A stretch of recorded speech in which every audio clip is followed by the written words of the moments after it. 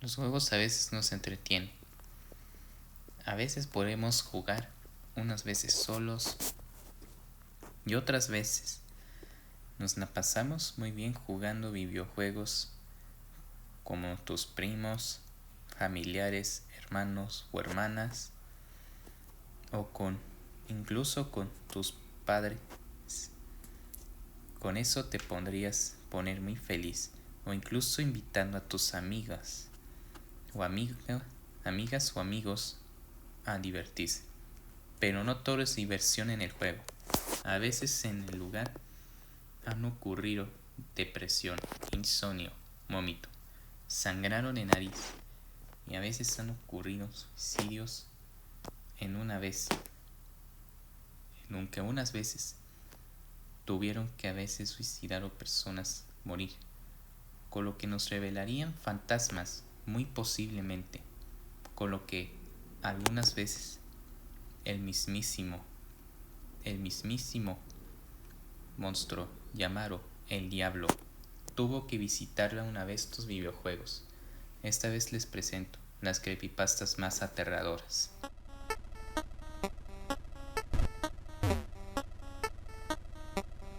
Cuando la franquicia de Pokémon empezó a popularizarse, circulaban miles de leyendas sobre la serie y los videojuegos, ya que algunas personas argumentaban que sus hijos presentaban ataques de epilepsia o que ciertos capítulos de la franquicia tenían mensajes satánicos.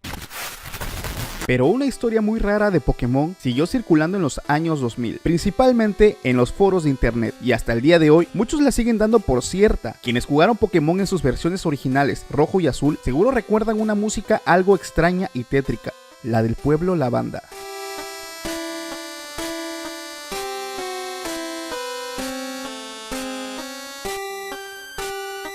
Una ciudad en la que se atrapaban los Pokémon tipo fantasma, la cual tenía un edificio de 8 pisos, llamada la Torre de Pokémon, lugar donde los entrenadores dejan descansar a sus Pokémon difuntos.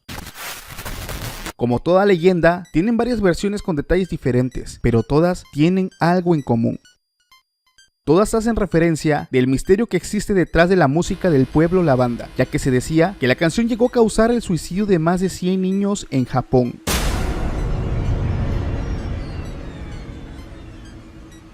Corría el año 1996. La compañía Game Freak acababa de sacar al mercado ni más ni menos que la primera edición de Pokémon Rojo y Verde. Por lo visto, informes policiales indicaron que durante los meses de verano de ese mismo año se dio la terrorífica cantidad de más de 104 casos de suicidio de niños de 7 a 12 años de edad. Cabe resaltar que es la misma franja de edad objetiva de las ventas del juego.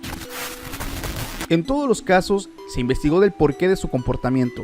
Los padres alegaban que sus hijos estaban enganchados con el juego. Se analizaron varios de esos cartuchos y en todos la memoria interna del juego situaba el último estado del jugador, en Pueblo Lavanda. Los síntomas que sufrían los niños previamente al suicidio parecían ser introducidos por la música que sonaba al entrar al pueblo. Al parecer, la melodía poseía unos picos de intensidad tonal que solo los niños pueden escuchar y procesar. La combinación de sonidos estridentes y agobiantes producían en los jugadores fuertes dolores de cabeza o incluso migrañas acompañadas de insomnio. El siguiente estado que se padecía era irritabilidad, acompañada de insomnio, adicción al juego y en muchos casos sangrado de nariz. Finalmente, los afectados sufrían náuseas y vómitos y una depresión muy fuerte que los llevaba a acabar con sus vidas. La historia tomó más fuerza luego de que saliera a la luz el testimonio de Satu Haruk, un supuesto empleado de Game Freak, empresa desarrolladora de los juegos de Pokémon, según el cual la compañía estaba ocultando información sobre los suicidios y los daños que sufrían los niños. Sin embargo, no hay ninguna manera de conectar los suicidios de esa época con Pokémon, mucho menos con la música del pueblo Lavanda. Lo cierto es que en versiones posteriores del juego, la música de este escenario fue misteriosamente reemplazada. En cuanto a Satu Haru, no hay muchos registros de un empleado con ese nombre en Game Freak, y su única asociación está ligada únicamente a una vieja leyenda urbana.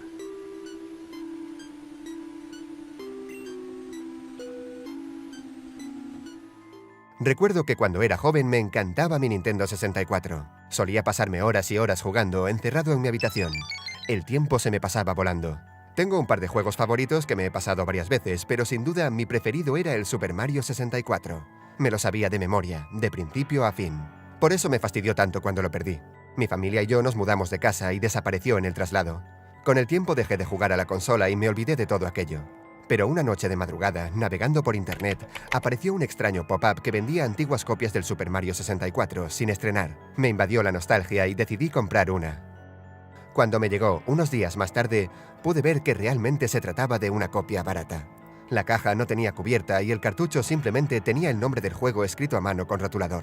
Me sentí estafado e intenté reclamar, pero la web donde la compré había desaparecido y la dirección de contacto devolvía los mails como si no existiese.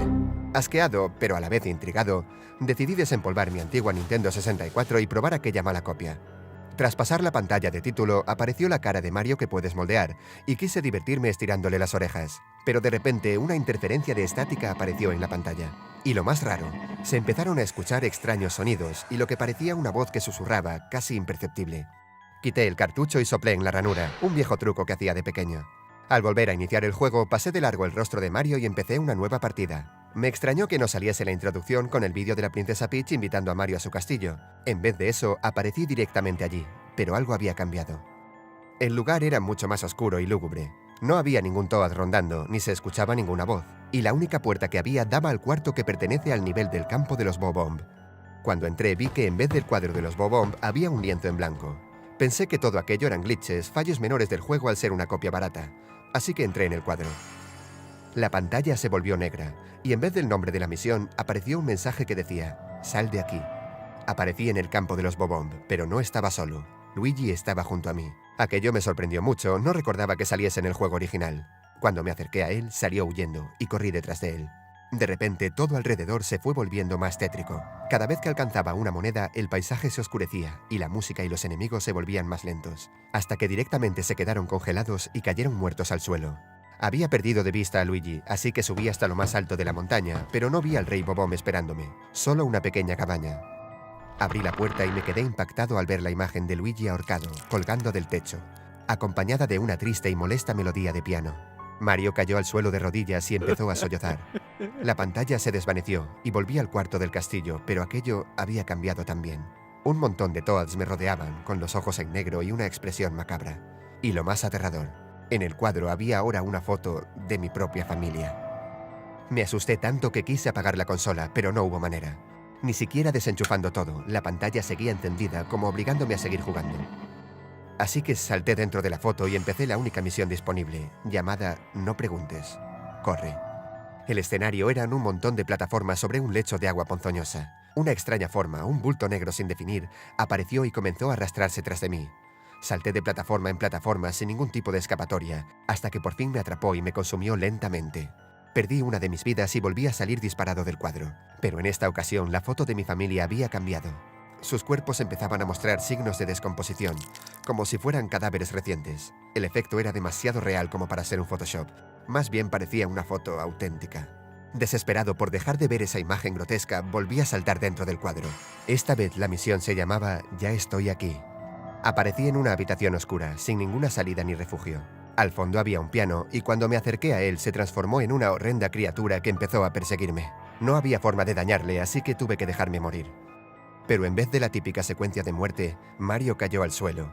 Empezó a desangrarse y sus tripas se desparramaron por alrededor. Era algo grotesco, pero se convirtió en totalmente aterrador cuando poco a poco cambió a una imagen real, una reconstrucción verídica de un Mario agonizante. Paralizado, no pude más que quedarme observando, hasta que Mario volvió a salir expulsado del cuadro. Ahora el castillo estaba en llamas.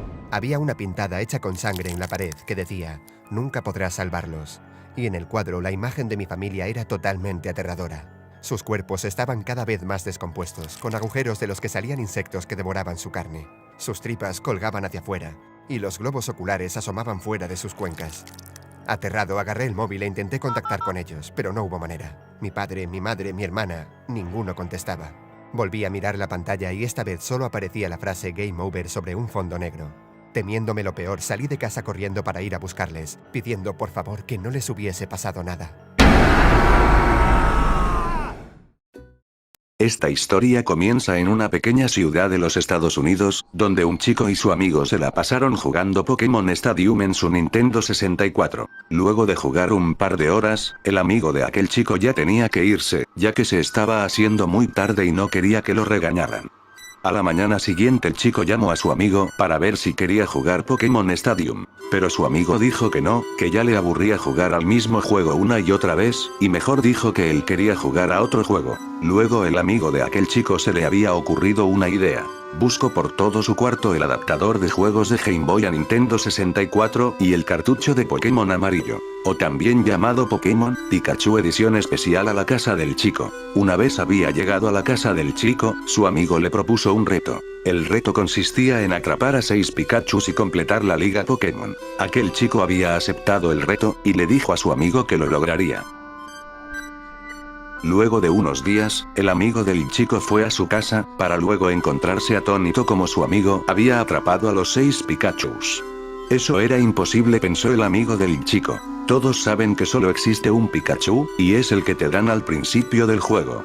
Continuaron jugando la historia del juego, pero luego se hizo cierta hora de nuevo y el amigo del chico dijo que no había problema, que si quería que se quedara jugando, y luego se fue a su casa. El niño siguió jugando con el cartucho de su amigo, luego vio como los Pikachus evolucionaban a Raichus uno por uno. De repente los 6 Pikachus salieron del televisor y tomaron la forma más horrible que pudieran. El chico trató de huir, pero los Pikachus lo acorralaron y procedieron a quitarle todas las partes de su cuerpo, dejando solo el cerebro.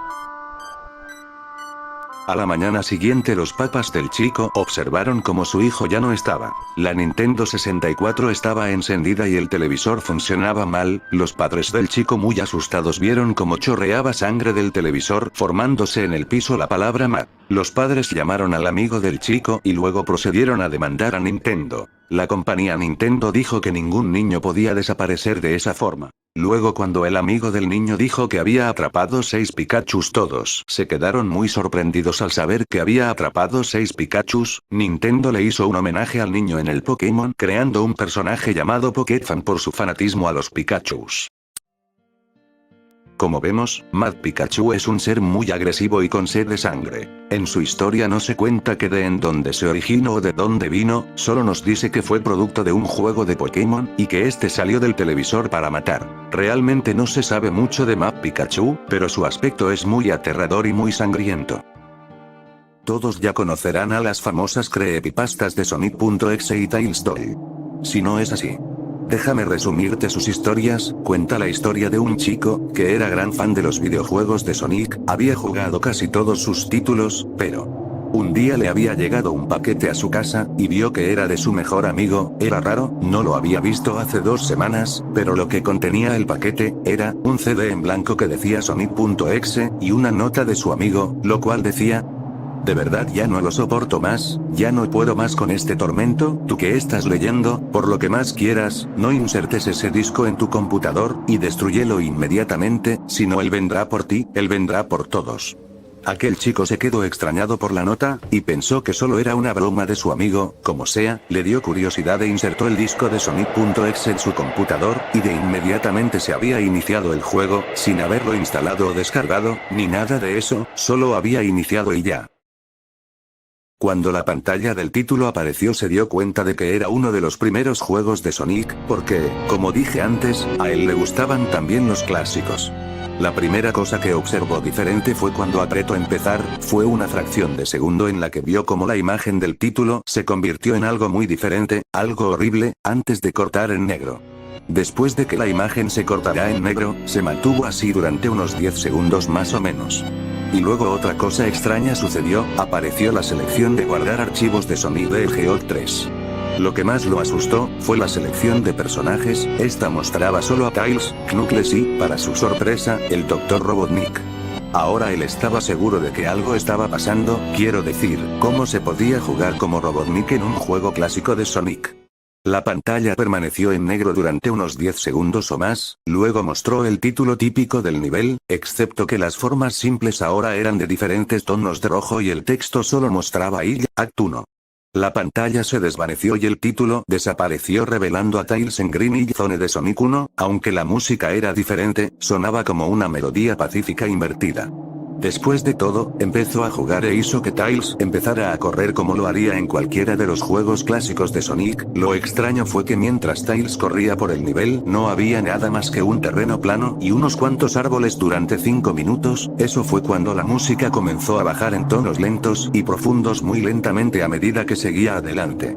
Después de que pasara 1 minuto desde que la música se hubiera detenido, Tails estaba corriendo por una colina y luego se detuvo. No fue hasta que vio por qué. Sonic estaba allí, al otro lado de la pantalla con la espalda contra Tails con los ojos cerrados. Tails se veía feliz de ver a Sonic, pero luego su sonrisa se desvaneció, obviamente notando que Sonic no le respondía, sino que actuaba como si fuera totalmente inconsciente de la presencia de Tails. Tails caminó lentamente hacia Sonic, y se dio cuenta de que ni siquiera estaba tocando las flechas del teclado para hacer que se moviera, por lo que este tuvo que haber sido una escena de corte.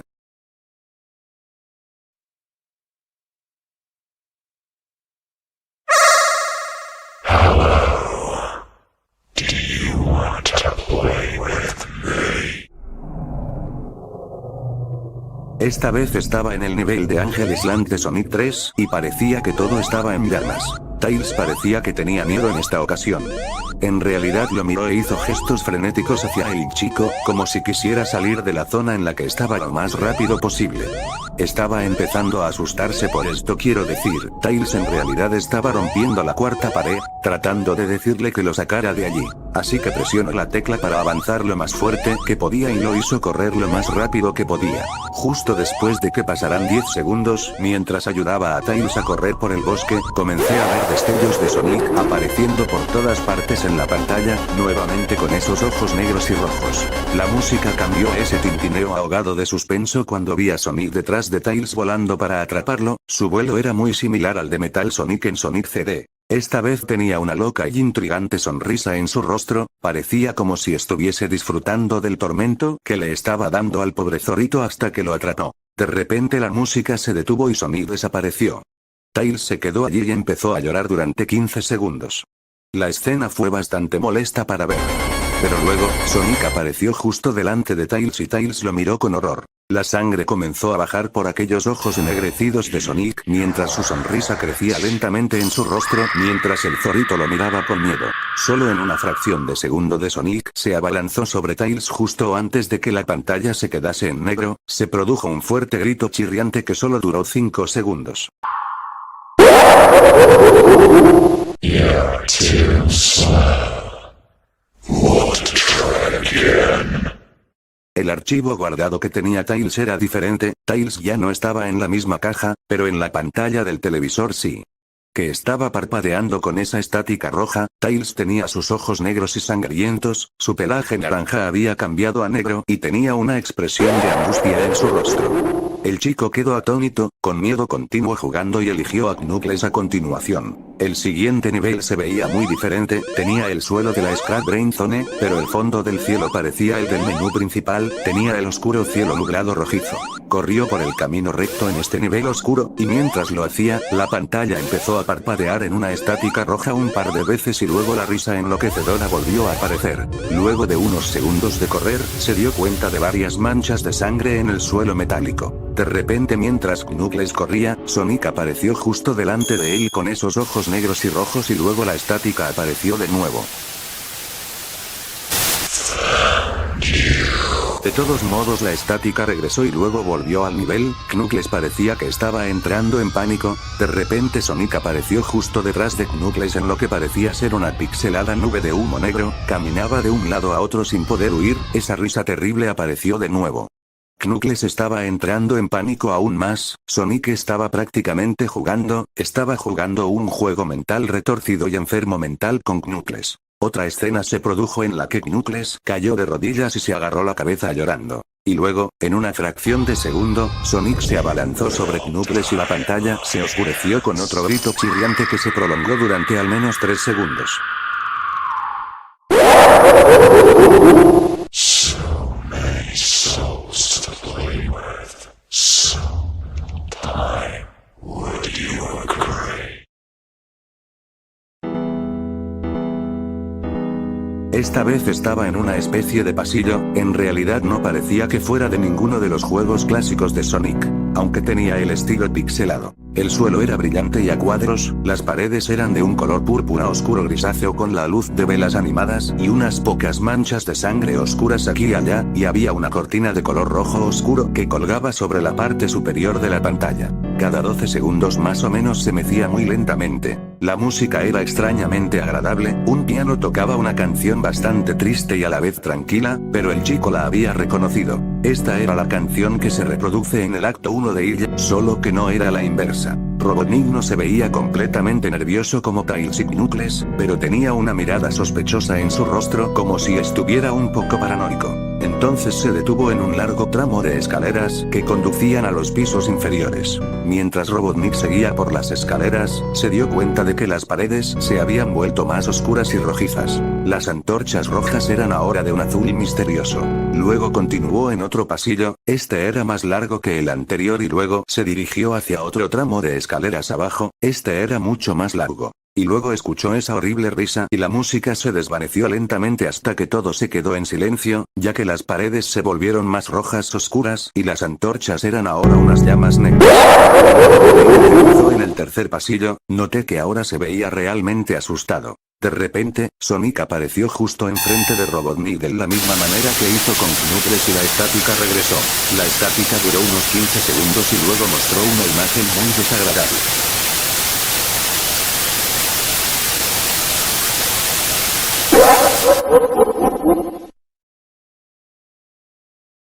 El chico saltó del susto tras tenebrosa imagen del ordenador, de repente las luces de la casa se habían apagado. Inmediatamente el chico gritó a sus padres con desesperación. Pero, ellos no respondían, de inmediato intentó salir de la casa, pero todo estaba cerrado. Fue a recoger una linterna que tenía en su cuarto para ver por la oscuridad. Y notó manchas de sangre que venían del cuarto de sus padres. El chico asustado, fue a ver qué pasaba en el cuarto de sus padres. Y ahí estaban ellos, sus padres muertos de una manera brutal, todo el cuarto lleno de sangre y entrañas por todo el piso.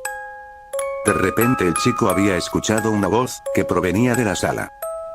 El chico se quedó petrificado del miedo, después de haber escuchado esa voz. Fue a ver quién era, y vio dos luces rojas en la oscuridad, lentamente alumbró con su linterna. Y era un muñeco de Sonic con manchas de sangre, y sus ojos negros que brotaban sangre de ellos. Hey niño, listo para el segundo round.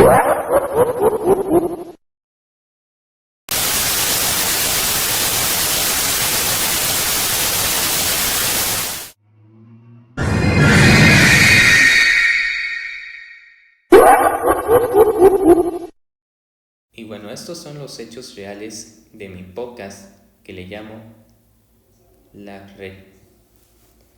Real de los Creepypastas, o La Verdad de los Creepypastas por si quieren llamarle. ¿Tú crees que esto sea cierto o tú crees que todo lo están inventando? Pues para mi opinión puede ser cierto, si dejan sus opiniones. Otros pueden ver lo que sí. De hecho es para mis fans. De hecho voy a sacar mis videos de la criptozoología por si quieren verlos. Y bueno, eso es todo lo que pude decir. Recuerden activar la campanita de notificaciones o incluso hay que llegar a los 10,000 suscriptores, así tener más videos. Sigan así.